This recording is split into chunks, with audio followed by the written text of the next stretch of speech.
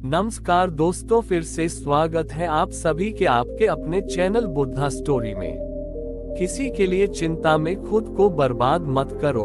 बुद्ध की कहानी। भगवान बुद्ध की शिक्षाएं न केवल हमारे मानसिक और आध्यात्मिक स्वास्थ्य के लिए महत्वपूर्ण है, बल्कि वे जीवन के हर क्षेत्र में हमें संतुलन और शांति प्राप्त करने में भी सहायता करती हैं। इस लेख में हम एक प्रेरणादायक कहानी के माध्यम से समझेंगे कि कैसे चिंता में खुद को बर्बाद करने से बचा जा सकता है और बुद्ध की शिक्षाओं के अनुसार संतुलित जीवन जीने की राह पर चल सकते हैं। कहानी। बहुत समय पहले की बात है। एक छोटे से गांव में एक विख्यात विद्वान और चिकित्सक जोनाथन रहते थे। जोनाथन की चिकित्सा और ज्ञान के लिए दूर दूर तक प्रसिद्धि थी। लोग दूर दराज के गांवों से उसकी सलाह और उपचार के लिए आते थे। लेकिन जोनाथन को एक समस्या थी। वह अपनी चिंता और तनाव से नहीं उबर पा रहा था।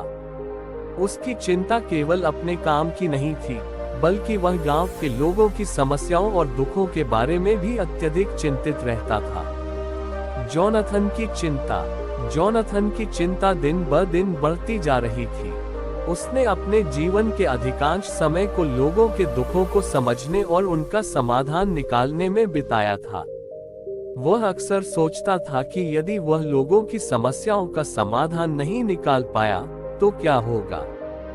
उसकी यह चिंता उसे रात में सोने नहीं देती थी और वह अक्सर बीमार रहने लगा। एक दिन जोनाथन की यह चिंता इतनी अधिक बढ़ गई कि उसने निर्णय लिया कि वह बुद्ध के पास जाकर उनसे मार्गदर्शन प्राप्त करेगा। बुद्ध, जिन्होंने जीवन की गहराइयों को समझा और महान शांति प्राप्त की थी, उनके लिए वह सबसे उचित मार्गदर्शक लगते थे। बुद्ध से मुलाकात। जोनाथन ने बुद्ध से मिलने का निर्णय लिया और उनके आश्रम की ओर चल पड़ा। जब वह बुद्ध के पास पहुंचा तो उसने अपनी चिंता और तनाव के बारे में विस्तार से बताया। उसने कहा, भगवान बुद्ध, मैं लोगों की समस्याओं को लेकर बहुत चिंतित रहता हूँ। मैं उनकी पीड़ा को कम करने की पूरी कोशिश करता हूँ, लेकिन कभी कभी मुझे लगता है कि मैं ही बर्बाद हो जाऊंगा। कृपया मुझे सलाह दें। बुद्ध ने शांत और ध्यानपूर्वक सुना और फिर कहा, जोनाथन, तुम्हारी चिंता की प्रकृति को समझना महत्वपूर्ण है। ये जानना जरूरी है कि चिंता और पीड़ा का सामना करने के लिए तुम्हें क्या करना चाहिए। बुद्ध की शिक्षा। बुद्ध ने जोनाथन को एक गहन कथा सुनाई जो उसकी चिंता को समझने और उसे प्रबंधित करने में मदद कर सकती थी। कहानी इस प्रकार थी। कहानी। मालिक और घोड़ा। एक छोटे से गांव में एक धनवान व्यापारी था जिसका एक सुंदर और तेज घोड़ा था। व्यापारी ने अपने घोड़े को बहुत प्यार किया और उसके अच्छे स्वास्थ्य का पूरा ध्यान रखा। एक दिन व्यापारी का घोड़ा अचानक बीमार हो गया। व्यापारी बहुत चिंतित हुआ और घोड़े की चिकित्सा के लिए सबसे कुशल वैद्य को बुलाया। वैद्य ने कई परीक्षण किए और दवाइयां दी, लेकिन घोड़े की हालत में कोई सुधार नहीं हुआ। व्यापारी की चिंता और अधिक बढ़ गई। वह रात दिन घोड़े की बीमारी के बारे में सोचता रहा और उसके स्वास्थ्य के बारे में चिंतित रहा। एक दिन वैद्य ने व्यापारी को सलाह दी, आपके घोड़े की बीमारी से अधिक महत्वपूर्ण यह है कि आप खुद को मानसिक रूप से स्वस्थ रखें। आपकी चिंता और तनाव का असर आपके घोड़े की स्थिति पर पड़ सकता है।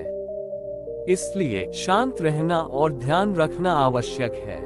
व्यापारी ने वैद्य की सलाह मानी और उसने अपनी चिंता को कम करने के लिए ध्यान और विश्राम का अभ्यास शुरू किया। धीरे धीरे उसकी चिंता और तनाव कम हुआ और घोड़े की स्थिति में भी सुधार होने लगा। व्यापारी ने सीखा कि चिंता करने से केवल मानसिक और भावनात्मक बोझ बढ़ता है और इसका प्रतिकूल असर उन चीजों पर भी पड़ता है जिनके बारे में हम चिंतित होते हैं।